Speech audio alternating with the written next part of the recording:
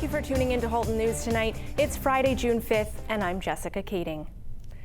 There have been 5 additional cases of COVID-19 reported in the Halton region since yesterday, and 1 additional probable case.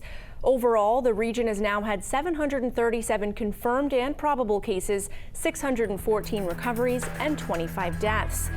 Taking a look at the currently active cases, both confirmed and probable, you can see Burlington and Halton Hills have the lowest number of reported cases at 14, whereas Oakville and Milton have 35 and 34, respectively.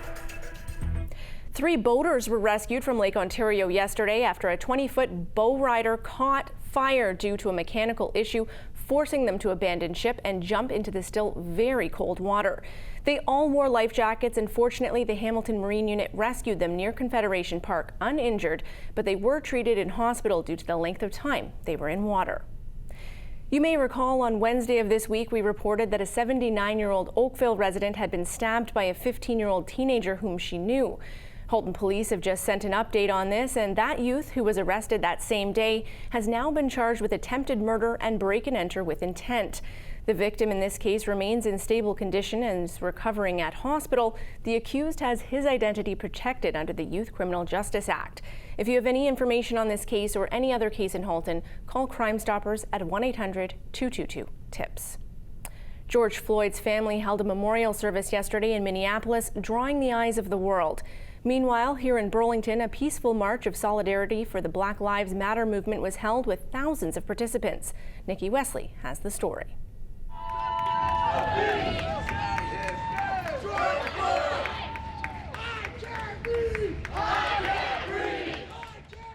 We're all the same, regardless of color, ethnicity, religion, or age, and racist actions need to stop.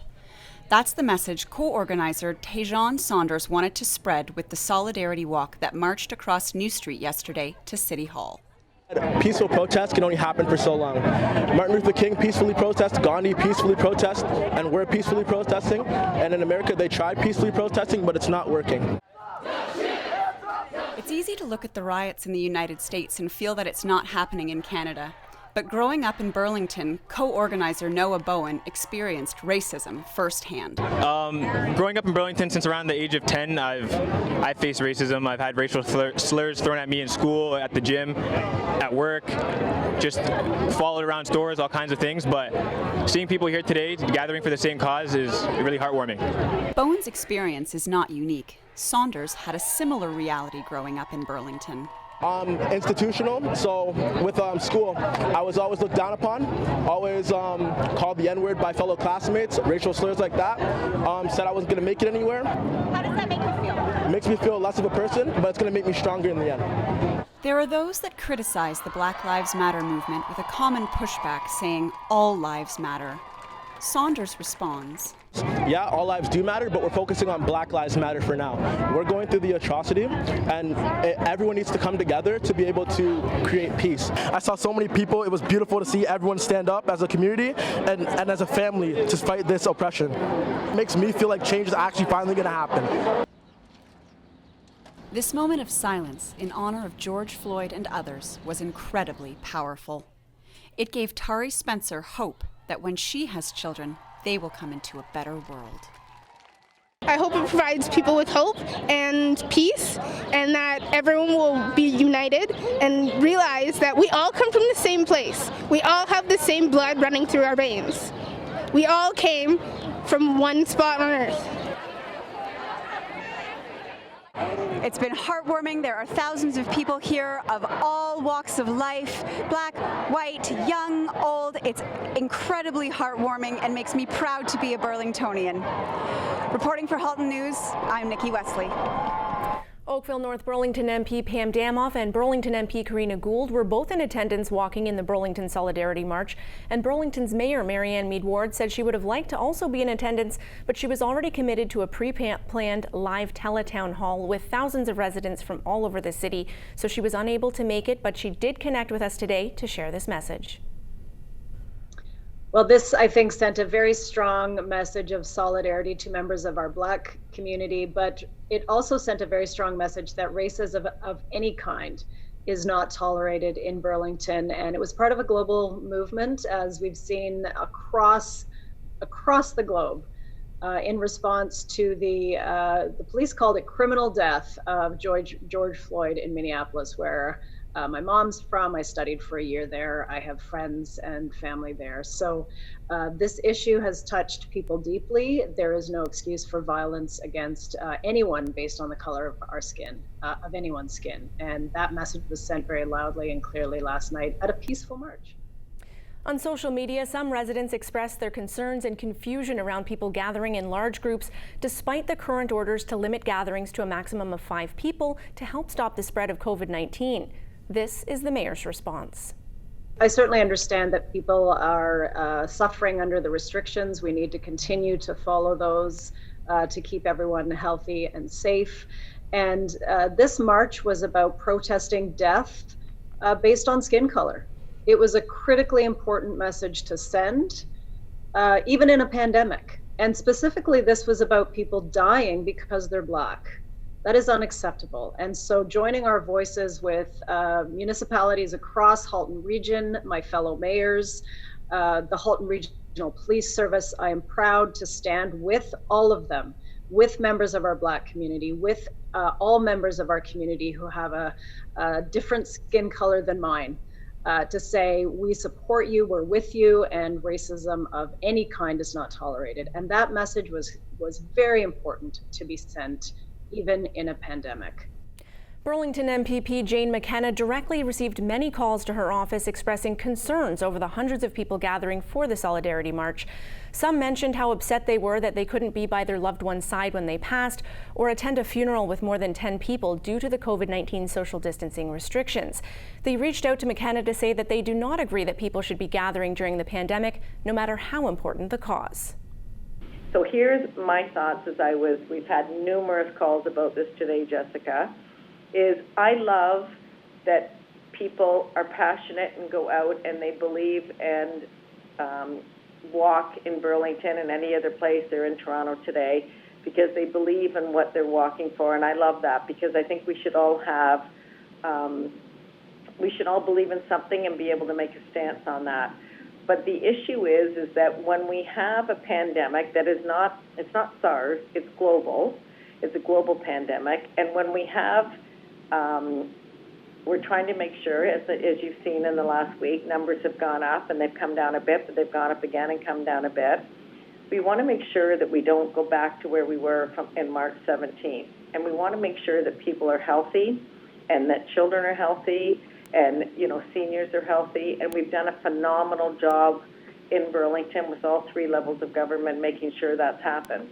But I think when I see all of those pictures yesterday, and believe me, we've had lots of calls, the thing that I worry about is, as you know, you could have COVID-19 and not know that you have it. And I get that everybody has their own feelings and thoughts on where we are and what we should be doing, and I respect all that, but we also have to understand that we don't need to be in certain places like China and other places where we start all back to where we were from the beginning because we haven't respected the social distancing. So yesterday when we had a lot of calls here and we had a lot of pictures sent over to our office, everybody is, very close together. I personally did not, I believe in the solidarity. I believe what people are doing, and I love their passion and compassion and thoughtfulness. That's what's great about Burlington. But I also respect the fact that we are in a situation like we've never been before. And that amount of people together, as you saw pictures, I'm sure you did as well, there were people without masks on. And, we've been told by the province, 5 people is where we're supposed to be at with social gatherings. And so, it's a difficult time because people want to express how they're feeling, which is great. But also we have to respect the fact that, we are in a pandemic state still, and we want to make sure that everybody is still healthy and safe. Still, the march went on, and there was another march earlier in the day in the town of Oakville. Hundreds gathered at the public library downtown, where people of diverse backgrounds came together, including elected officials, to march for peace, justice, and of course, equality. Black lives may matter here! Black lives may matter here! We recognize that racism is not only an American issue, but also plagues our Canadian environment and plagues Oakville, and is not only manifested in terms of hate, but also has to do with resources, access, and other privileges. We're dealing with a lot of covert forms of racism a lot of the time, microaggressions, lack of resources, lack of representation within schools and businesses, so it's very important for these to be made aware of. It's good to see that everyone understands that there's a real issue going on in the world, you know what I mean? So I can honestly say I'm no activist. I really don't know what I'm doing here, but I just know that there's a problem and I have a voice, and I'm gonna do what I can to spread the word and, you know, just try to make everything better. Right now we have an issue within the Black community that is plaguing the Black community. It's not about every life. Every life does matter, but right now we need to focus all of our resources and attention to Black lives, because we matter. Black lives, they matter here. Black lives, they matter here. Black lives, they matter here. Black lives, they matter here. Black lives, they matter here. I'm a visible minority myself, and I ran for office last fall because I believe that we all deserve the same rights, the same treatment, equality of opportunity, and equality before the law. Recognize privilege and also check in on your Black friends. Check in on us. We're all coping with all of this while also maintaining our regular day-to-day lives. So just check up on us, give us a helping hand, and show up to rallies like this. No justice, no peace, no racist police. I think it's very important because people seem to think that this is just a moment, and really it's a big movement, and I really want to see policy change. Having all police officers having body cams so that there's proof and evidence for everyone, and I feel like we need to remind people that we're not free until we're all equal.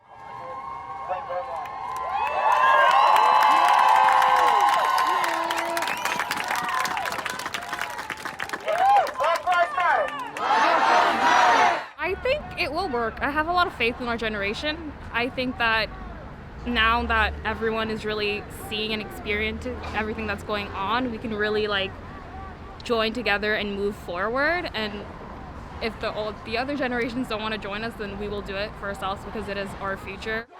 When I say we want, you say justice. We want justice. We want justice. All right, y'all, go ahead and make some noise, man. As you could see, Oakville's MP Anita Anand was in attendance and addressed fellow protesters. I was able to connect with her through Zoom today and hear her thoughts on the movement. Well, it was an honor to be able to attend the protest, and I believe strongly in the value of freedom of expression and peaceful protest. And I feel grateful that we live in a country that we can exercise those rights in. And so in my remarks before our march, I stress the importance of standing up for Black Lives Matter, standing up for the racist practices that do continue to exist in our society, and to ensure that we can work together as a team, as Team Canada, to eradicate systemic racism in our society. That was the goal that I had in terms of my marching yesterday, and that's just the beginning. Jessica, we have a lot more to do in this country, and whether we're talking about government, the private sector, the public sector, higher education, individual businesses, families, charitable organizations, the work must go on in terms of having the conversation about racist practices and making sure that we all work together to eradicate and overcome racist practices in our country. MP Anand also wrote her master's thesis on anti-discrimination legislation in employment and university admission. I asked her to give us some advice on how we can all do our part to help.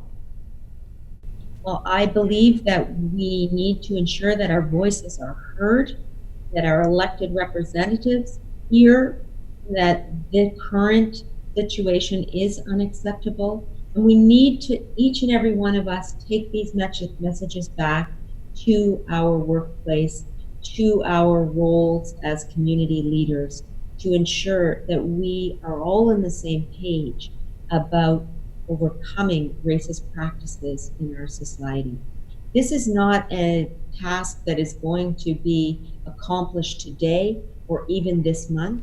It is not a task that is going to be accomplished by one single person. It's going to require each and every one of us to, as leaders, to step up and do the right thing each and every time. Still ahead, how our local paramedics have had to adapt during the pandemic. That plus a new update from the Burlington Food Bank after this.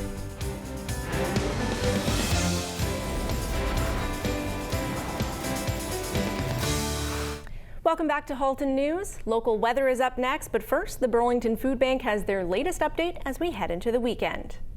Director of the Burlington Food Bank, and we just wanted to celebrate Local Food Week with everyone. And yesterday we received a donation from Farmer Jack's of live lettuce, which I had never heard of, but it actually has, the lettuce has a little bit of dirt here. It continues to grow, and what that does is it actually preserves the food a lot longer for us to give out to our clients, that people would be able to have fresh lettuce on an ongoing basis. If they have the space to grow it, they can continue to grow it. Also, our community garden is continuing to do a great job. Big shout out to Lisa Dubik, who is our garden coordinator, as well as the various farmers throughout Halton who help us out throughout the summer. We really are depending on you again this year, and thank you for all that you're going to do for us and what you continue to do for us. And finally, as it's Local Food Week, we just want to encourage people this weekend to maybe get out and support one of the local restaurants. We have a lot of great local restaurants that are struggling, and we ask that you do some takeout if you can afford to do that. If not, just make sure that you spend a little bit of time celebrating local food here in Burlington.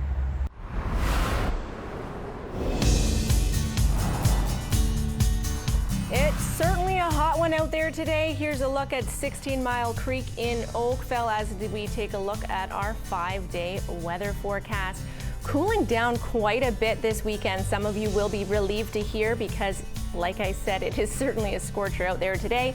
But full sunshine expected all weekend long, only reaching a high of 23 tomorrow, 21 on Sunday. And then looking into next week, the temperatures will remain a bit cooler on Monday before they shoot right back up. Those clouds will roll in to give you some reprieve from the sun, but 31 is the expected high on Tuesday, 30 degrees for Wednesday.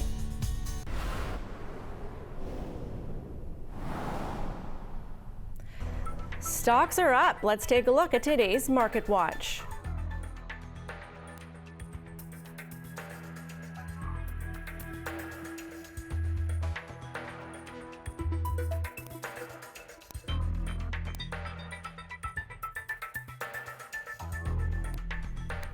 Changes to paramedic services during COVID-19 up next. Stay with us, you don't want to miss it.